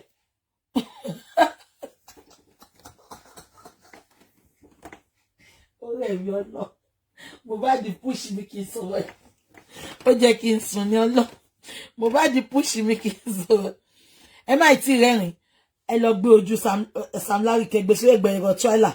Kẹ wá zoom ẹ. Zoom in and zoom out. Ṣé ẹ kọ́kọ́ lọ wo ajá tó ń jẹ́ Rottweiler. Kẹ wá gbé sẹ́gbẹ̀ Sam Larry. Kẹ wá zoom ìbò ẹ̀kẹ́ yẹn. Ajijani, that is how he looks. Èmi náà mọ̀ pé mo nice, ẹ má worry. Àbí kan tí mo sọ yẹn, ẹ jẹ́ n sọ a lot of things ló surround nǹkan tó mú Wumi pa Mohbad. Màá fún yín ní example kan. Ṣé mo pé tó kí ló pa yín lẹ́yìn ṣé kan tí mo sọ lọ. Ẹ jẹ́ kí n sọ̀rọ̀ ẹ jẹ́ ẹ̀rín yín gan pè mí gan lẹ́rìn. Ẹ lọ gbé wọ trailer kẹgbẹ́ sẹ́gbẹ̀ẹ́ Sam Larry. Ṣé pé mo ti sọ pé òun kú ẹ̀ ọba ìyẹn ẹlẹ́kẹ̀ ẹ̀kẹ́ ó dàbí ìgbà tó fi ẹ́ góòlù sí. Ẹ̀fẹ̀ ọba lẹ̀. Ẹ̀fẹ̀ ọba ẹ̀rẹ́ Lẹ́gùṣì ní ìjọ tó lọ pàtí níjọ́ Saturday tó kọjá. Pàtí ọba kan tó ṣe ceremony. Lẹ́gùṣì mo rí guilt lójú ẹ̀. Mo rí guilt lójú Lẹ́gùṣì. He was working but kò lè wòkè. Ẹ mọ̀ Lẹ́gùṣì tẹ́lẹ̀ tó bá lọ pàtí. Ó máa wọlé bí ẹn tẹ́gbẹ́ ń dùn ní ẹgbẹ́ òdúró ló ṣe yan ní ò fẹ́ kí ó wá rọra rìn kò lè kúdí. Ẹ mọ̀ tẹ́lẹ̀ tó bá wọ pàtí tó máa juwọ́ tó máa kí gbogbo èèyàn tó máa rẹ́rìn tó máa jó wọlé. Ṣẹ́ríjọ́ tó lọ pàtí yẹn tó wọlé yẹn. You will see the guilt on him. He couldn't look at people. Ṣẹ́rí reason tí mo fi sọ pé ó jẹ́ kí Lẹ́gùṣì ṣe ń gbọ́ kó lọ debunk ọmọ olórí burúkú yìí nìyẹn. Àbí kò yé yín? Sister Yemisi, you are very observant. Sister Yemisi, wà light a lie. Bí ṣe rí Lẹ́gùṣì ń jọ yẹn tó walking sínú party yẹn. Màá wá fídíò yẹn máa gbé sí.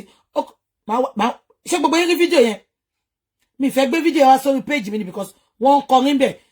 Wọ́n máa mú page mi wálé, wọ́n máa sọ pé mò ń kọrin. Ṣé ń gbọ́? Ẹ lọ wojú Lẹ́gùṣì, àánú ẹ̀ ṣe mí ń jọ yẹn gan o. I felt for him, honestly. And this is me now. I felt for him. Ìgbà tó ń wọlé àwọn mẹ́ta ni bó ṣe ń wọlé sínú party yẹn. Kò lè guilt wà lójú ẹ̀ gan. Guilt. I could see that guilt on his face. Ó wá ń wọlé, ó ṣàfòrán fẹ́ ẹgbẹ́ kan wọlé lọ, ó fẹ́ ẹgbẹ́ kan wọlé. Ẹ lọ àwọn party tí Lẹ́gùṣì ti lọ sẹ́yìn náà. Lẹ́gùṣì máa jó wọlé wọn entourage go pọ̀ mọ́. Àwọn entourage ti sá lọ tán. Bí àwọn méjì lọ tẹ̀lé. Àwọn méjì lọ tẹ̀lé tó yẹ pé ó máa tẹ̀lé gan tẹ́lẹ̀ ní tó máa follow tó máa pọ̀ gan. Ó máa wọ party yẹn báyìí. Ẹ wò pa àwọn Yorùbá demon lóde yìí. Ó wọlé ńjọ́ yẹn kò lè wòkè. Ó kàn ra ń lọ lẹ́gbẹ̀ẹ́ kò lè ṣe mọ̀ tó máa juwọ́ tó máa wọlé majestically. Ó kàn ra fẹ̀gbẹ́ wọlé ní ó yá rọra sáré lọ jókòó. He was not himself. I can see it. Ṣé rí ńjọ́ yẹn tí mo rí Lẹ́gùṣì. Àánú ẹ̀ ṣe mí gan ṣe lè mọ̀ nǹkan tánú ẹ̀ ṣe mí. If truly he has not met Wumi before in his life, quote, according to what they said, what Wumi is saying, why is he not debunking Wumi? Why? Because stigma ti wà lára Lẹ́gùṣì, ẹ má jẹ́ n parọ́ fún yín.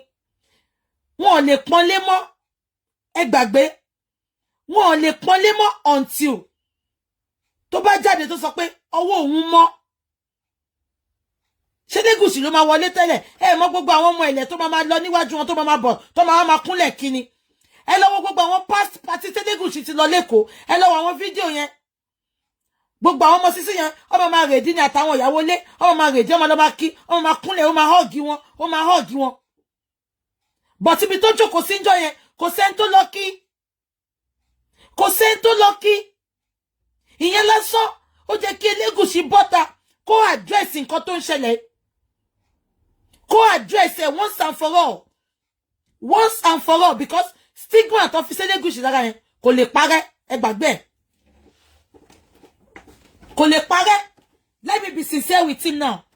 Lẹ́gùṣì tó bá ń gbọ́ mi, tó bá rẹ̀ ní bẹ́ẹ̀ sọ tọ̀rọ̀ èmi abẹ́ sọ. Ṣé mo pé first day tó sọ pé òun ni Wumi bímọ fún ni mo sọ pé kó bọ́ta kó debunk ẹ̀. Lẹ́gùṣì, if you don't come out to debunk it, if you don't come out to tell us what you know, let me be honest with you. The stigma will be on you forever.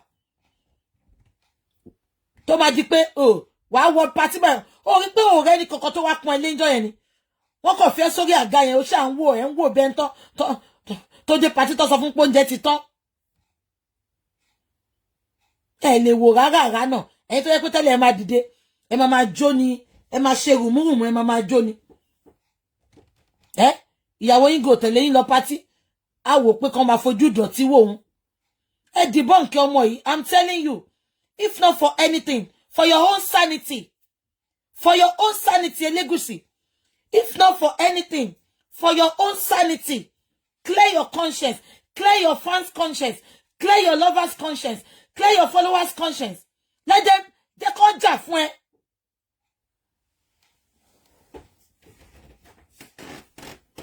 Ẹ wo party tẹ lọ́njọ́ yẹn sìn, free. Ẹ̀yin tó jẹ́ pé ẹ̀yin àtàkì ṣíkù tẹ́lẹ̀. Just call my name and I'll be there. Kò sí party náà lẹ́kọ̀ọ́ ẹ̀. Ṣùgbọ́n sì wọ́n náà pick and choose ni. Mi rí party náà lẹ́kọ̀ọ́ tẹ́lẹ̀. Just call my name and I'll be there. Orúkọ yín nìyẹn. Wọ́n máa mark register yín ṣá ni. Ẹ̀yin lẹ wá wọlé. Ẹ wá fẹ̀gbẹ́ wọlé. Ẹ fi gbogbo fúnṣẹ̀ sí wọlé. Ẹ fẹ̀gbẹ́ wọlé sáré lọ jókòó. Ẹ má ṣe bẹ́ẹ̀ o. Ẹ lọ ṣe needful. Call your pressman. Tell him to address what is happening. You don't have to come out to talk. Nǹkan tó bá fún sínú bọ́ nìbọn fún jáde. Your spokesperson in that palace, let them come out and talk. You are not talking, you are keeping quiet. You can't keep quiet forever. You can't. You have been stigmatized. You have been stigmatized already. Debunk it. If you are not truly the person, debunk it. But I have Wumi. Ó ti rí yín rí ṣùgbọ́n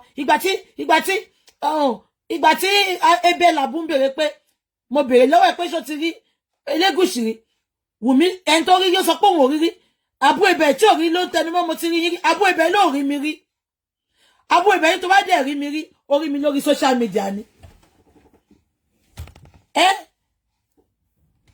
Gushi Wàsíù go rí Gushi pè mọ́ báyìí Gushi.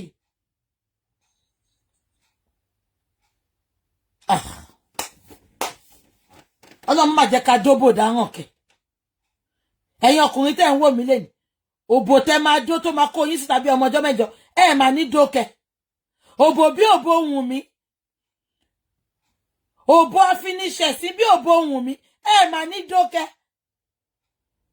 Tó kó yín bá ń le tó bá le. Ó ṣì ń le. Ó ṣì ń le. Tẹ́ bá ti rọ́mọ bí Wùnmí, ó bọ̀ wá rọ̀ gbogbo wa rè máa lówó lọ́wọ́. Tó bá ń le, ó ṣì ń le, ó bọ̀ wá rọ̀. Tẹ́ bá ti rọ́mọ bí àwọn ọmọ Wùnmí, ó kó ya rọ̀ ni.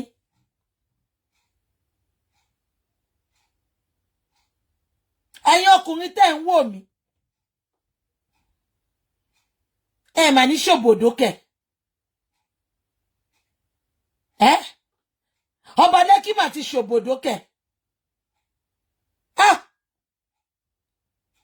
Ṣàmọ́ wá sọ pé Ọba Lẹ́kì ò lágbára ni. Because wọ́n náwọn ọkùnrin máa ń jàjẹ sára. Wọ́n máa ń mọ orú òbò tó jẹ́, wọ́n máa ń mọ orú àyà tó jẹ́ kán dàyà lé. Ṣàmọ́ sọ pé Ọba Lẹ́kì ò lágbára ni àbí? Because ẹ̀yin ọkùnrin tẹ máa ń dóbò kiri bẹ́yẹn. Ó jẹ́ ká ẹ mọ òbò. Ó jẹ́ ká ẹ mọ ègbín tí yọ̀ yín máa kàn. Kò sí ó ṣì ń le kò sí bókó yẹn ṣe lè le tó tẹ́ bá jẹgbọ ọmọ ẹlẹ yẹn ó jẹ́ kókó yín wọlé ni gbogbo ẹ̀yin ọkùnrin tẹ́ ń wò mí lé níṣẹ́ ní ṣòbòdó òbò tí Davido sì dólíjọ sí l'Amẹ́ríkà òbò tó kó síta bí ọmọ ọjọ́ mẹ́jọ ní ṣí òbòdó tí òbò kò bò tó bá gbé òbò wá sẹ́gbẹ̀ẹ́ yín oko yín á rọ̀ ní straight kò sí bẹ́ẹ̀ ṣe lè fọwọ́ dì í mú kò sí bẹ́ẹ̀ ṣe lè fọwọ́ di okó yẹn mú sínú òbò bọ́ ṣe fọwọ́ di okó mú sínú òbò girl celebrity tó ń kọrin bọ́ ṣe fọwọ́ di okó mú sínú òbò ẹ̀ ń jọ sí òbò yẹn máa rùn sí ní o ẹ̀yin olólùfẹ́ mi Ọba Lẹ́kì ti ṣòbòdó báyìí odò kò kọjá dálé mọ́ àwọn òbò àbàṣà àwọn òbò kándídà òbò kànga òbò pampers bí òbò Wùnmí mélòó gan ló wà ní olóbò pẹ́ẹ́lí ẹ̀ òbò tó ti dódódó mọdún tí Mohbad sọ pé ó ti ń pín transformer kiri Lẹ́kì ni DKY my brother how are you ẹ kú àwẹ̀ DKY ẹ̀ mà lè dúró sórí platform yìí ọ̀rọ̀ òbò mà là ń sọ ẹ̀yin muslim ẹ má bínú astagafulillah astagafulillah astagafulillah astagafulillah Astagfirullah. Astagfirullah. Astagfirullah. Ẹ jẹ́ ká pọ́n bòlè. Ẹ jẹ́ ká pọ́n òbòlè ń ṣe ẹ má jẹ́ ká fẹ́ gbogbo ẹnu sọ́mọ́. Ẹ̀yin Muslim tẹ́ ń gbààwẹ̀ má bínú. Astagfirullah. Astagfirullah. Astagfirullah. Kébi ṣe máa lè dúró ń bí ṣá. Ẹ jẹ́ ń blọ́ọ̀kì yín máa release yín tẹ́ bá gbààwẹ̀ tán. Abẹ́rẹ́ àwọn Muslim, àwọn ń gbààwẹ̀, àwọn dẹ̀ ló ń rẹ́rìn jù lórí chat. Oh. Ẹ jẹ́ pòbò mọ́. Òbò tá máa dó tó máa kó wá. Ọba Lẹ́kì ṣòbòdò. Mo dẹ̀ rántí ìjọ́nà tọ́mọ ẹgbẹ́ òbò lọ sáàfin ló ń ṣe ìtàláwà ìyá yín àwọn bàbá yín náà wà ń fẹ́ sí ìtàláwà.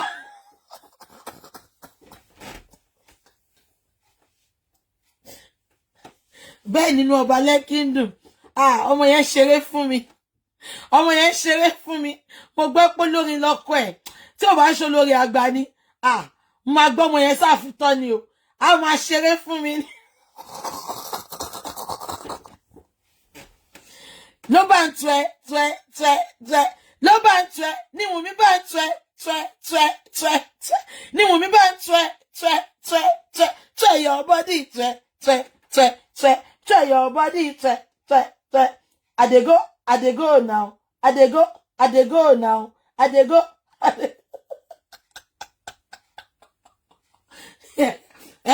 Ìṣẹ́jú 2 minutes.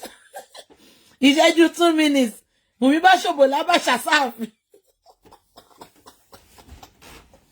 Wùmí olórí àwọn àṣànà tó bá táyé ẹ̀ wá bọ́dẹ̀ again ló máa dì. Wàá rí okó báyìí. Òbò àwọn òbò ẹ̀ máa lẹ̀ mọ́lẹ̀. Wàá rí okó báyìí Wùmí ní nǹkan tó jọ ẹ̀rí lọ́wọ́lọ́wọ́. Wàá rí okó. Kí lẹ máa pa àwọn sista kan tó kì í dó kókó yẹn. Àwọn sista Catholic yẹn kí lẹ máa pè wọ́n sista àbí kí lẹ máa ẹ̀yin ọkùnrin ẹ̀yin obìnrin òbò àtòkó tẹ bá wà dó ẹ gbàdúrà sí ẹ ṣe sọ́jọ́ ọjọ́ méje sí kẹ má bàa kábàámọ̀ lẹ́yìn òbò àtòkó tẹ dó.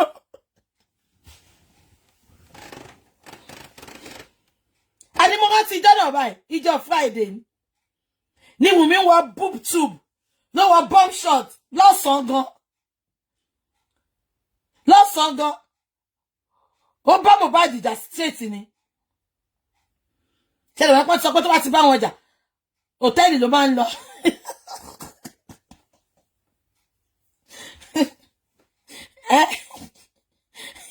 Ló dàfin lọ́dà dùbúlẹ̀ ṣídí òkè dádúbúlẹ̀ ṣídí òkè dádúbúlẹ̀ ṣídí òkè náà ṣetán lọ́ba Lẹ́kì wọ singlet ẹ̀sìn àwọn dáwọ́ ẹ̀ má ṣàṣẹṣà tó bá níwò yẹn ló ń wọ́ ló ń gba tẹ́gùn ló ń pa àjọ ṣé dírẹ́fà ti dé àwọn babes mi padà lọ Lẹ́kì.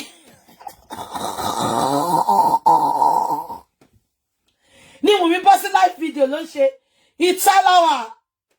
ìtàláwà ìyá yín àwọn bàbá yín là ń fẹ́ Wùmí bàbá ńlá bàbá ẹ̀dá wá.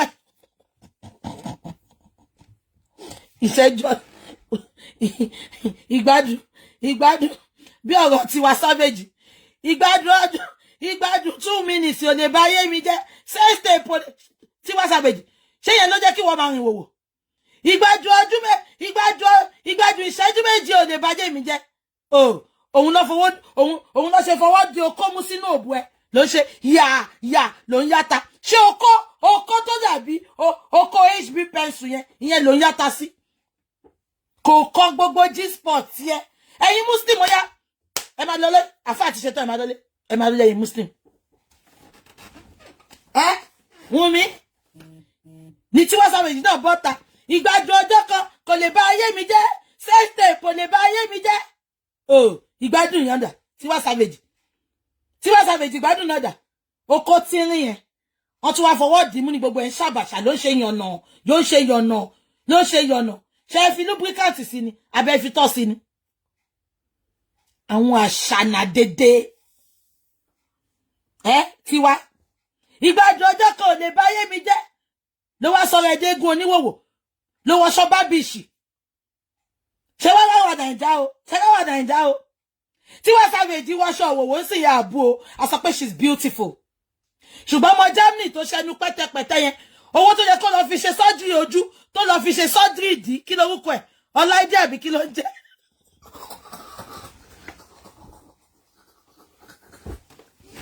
kí nìyẹn ń jẹ́ tó máa ń ṣẹnu yánmayànmá bí ìgbà tí yàn tẹ́gbẹ́ ìjẹ̀dí mọ́lẹ̀ yẹn Ọláìdé ló ń jẹ́ ọmọ tó wà ní Germany tó ti wà lẹ́kọ̀ọ́ yẹn ṣe wọ́n ti gbà tó wọṣọ aṣọ bábíṣì kan tí gbogbo wa scold ẹ̀ ṣé tọwọ́ ọmọ yẹn ò ti lówó tí wọ́n Savage wá wọ nẹ́ẹ̀tì ó wá wọ pátá lásán láì ṣe pé ń lọ bábíṣì ẹ wá ń pọnlé Tiwa is beautiful ìdí ẹ̀ wá ṣapátá jẹ́ ṣùgbọ́n Láìdé wọ́n ń jọ sí àǹbú Láìdé ṣe hypocrite ilẹ̀ yàrá Nàìjà àwa wíta sọ pé ṣé tó bá jẹ́ Jennifer Lopez ló wọ́n sí ṣàmàbù ni. There is something we call culture in brackets. We are Nigerians. They can be celebrity. They might be celebrities. But àwọn kọ́kọ́ wà a gbọ́dọ̀ ṣe. Láìdé ṣe ń jọ sí gbogbo wa la school there.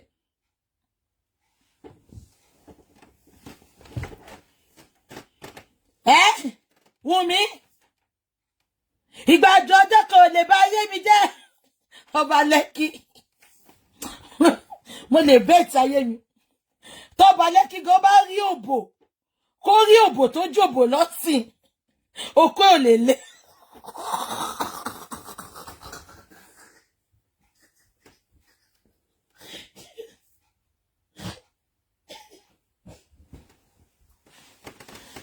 Kọ́kọ́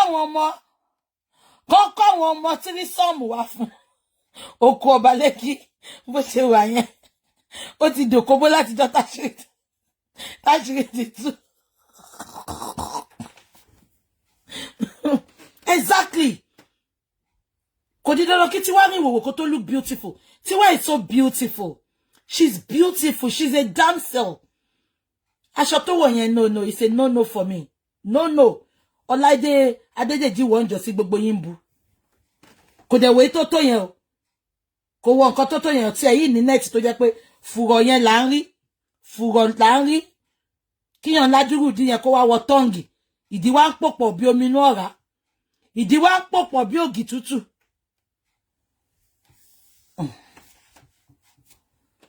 Ọba Lẹ́kì ti di òkóbó látijọ́ tó ti ń dárúkọ ẹ̀. Ọba Lẹ́kì ṣẹ́rí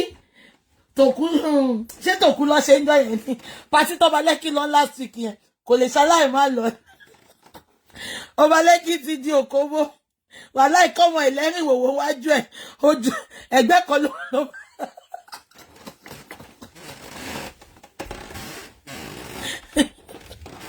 ó di òkóbó ni ló ń sọ fún yàn kan pé mo mà ṣòbòdó kẹ pàdé mi mo ṣòbòdó tí n bá bọ́nu eléyìí máa respect olórí gan.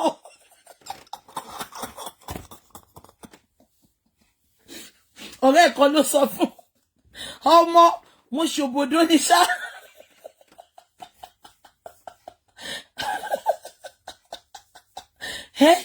Ìgbà tí mo dẹ̀ pọ́ ọmọ ẹjọ́ náà tó wá sáàfihàn ibi kọ́ dẹ̀ ń bá wọn ṣeré ní o mo ní kọ́ wá bá dádì ṣeré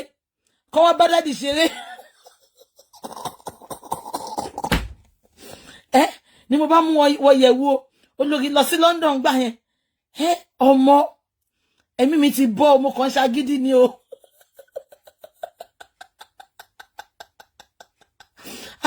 Wèrè làwọn ọmọ YouTube Naija yìí.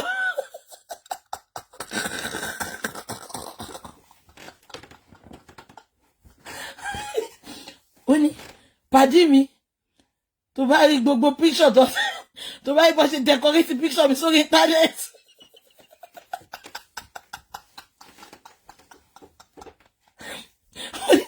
Ó ní ẹ̀rù internet máa ń bà mí sí ni tí n bá wọ bẹ́ẹ̀ ń gbà mí báyìí má wò pé ṣé mi náà lọ decorate báyìí.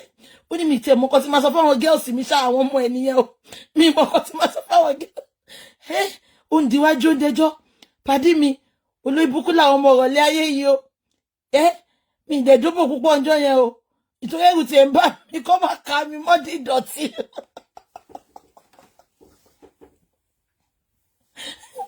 Ọba Lẹ́kì ó di gé lẹ́sẹ̀kẹsẹ̀ ó di obìnrin lẹ́sẹ̀kẹsẹ̀ ni àná róbò báyìí ó sá lọ ni pátí tó lọ yẹn wọ́n níbẹ̀ làwọn ọmọ ẹ̀lẹ́ ń kọjá níwájú tébù wọn àwọn ọmọ ọ̀rọ̀lẹ́ ayé wọ́n ṣàlọ́ wọn ń bọ̀ Ọba Lẹ́kì lùkèwé ni.